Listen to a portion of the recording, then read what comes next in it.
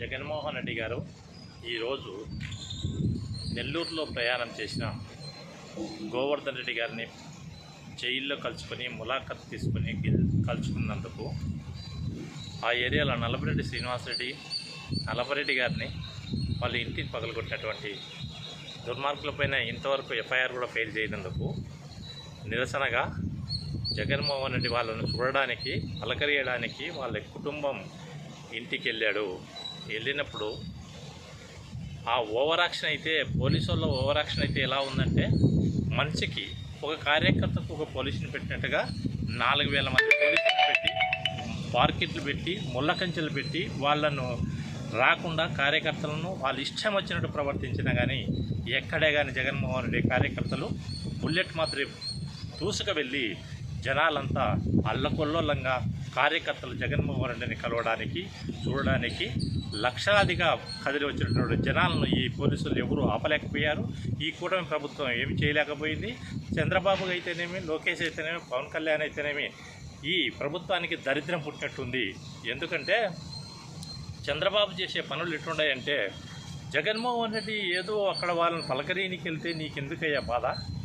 4000 మందిని 5000 మందిని 40,000 మందిని నువ్వు పోలీసులను అడ్డం పెట్టుకున్నా నీవు సూర్యకాంతిని అరిచేత్తో ఆపే సత్తా నీ దగ్గర లేదని నేను మనవి చేసుకుంటున్నా. ఎందుకంటే జగన్మోహన్ రెడ్డి అనే వ్యక్తి ఒక వ్యక్తి కాదు, ఒక శక్తి అని మాత్రం ఇప్పటికైనా తెలుసుకుని ఆయన దారిన ఆయన వదిలేస్తే నీకు మంచిగా ఉంటుంది. నెల్లూరు అంతా నాదే అన్నావు, నెల్లూరు ఏరియా అంతా నాదే అన్నావు. 11, 12 ఉండే ఆ ఏరియాలో ఉండే 12 మంది 11 మంది ఎమ్మెల్యేలు మా వాళ్ళు అన్నావు. ఆ ఓట్లన్నీ నాయన్నావు. మరి ఈ జనాలంతా ఎక్కడి నుంచి వచ్చారు బాబు?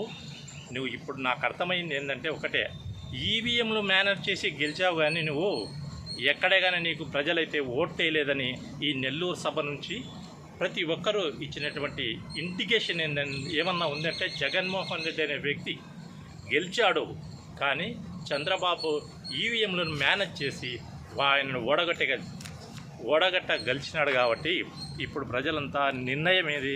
జగన్మోహన్ రెడ్డి అంటే జై అని, జగన్మోహన్ రెడ్డి అంటే ఒక ప్రజల్లో ఇమేజ్ ఉన్న వ్యక్తి అని, ఆయన్ను ఆపడానికి ఏ శక్తి కూడా సరిపోలేదని, చంద్రబాబు కాదు కదా, చంద్రబాబు అట్లటోళ్ళు 100 మంది అడ్డం వచ్చినా జగన్మోహన్ రెడ్డిని ఆపలేరు. ఇప్పుడైనా తెలివి తెచ్చుకోండి. ప్రతిపక్షములో ఉండే జగన్మోహన్ రెడ్డిని అడ్డుకోవాలనుకుంటే జనాలు మీకు సరైన టైంలో మీకు బుద్ధి చెప్పడానికి రెడీగా ఉన్నారు. ఇప్పటికైనా తెలుసుకోండి. చంద్రబాబు గారు, లోకేష్ గారు, పవన్ కళ్యాణ్ గారు ఇప్పుడైనా తెలుసుకొని మీరు ప్రజలకు మేలు చేయండి, ప్రజలను మనవల పొందండి.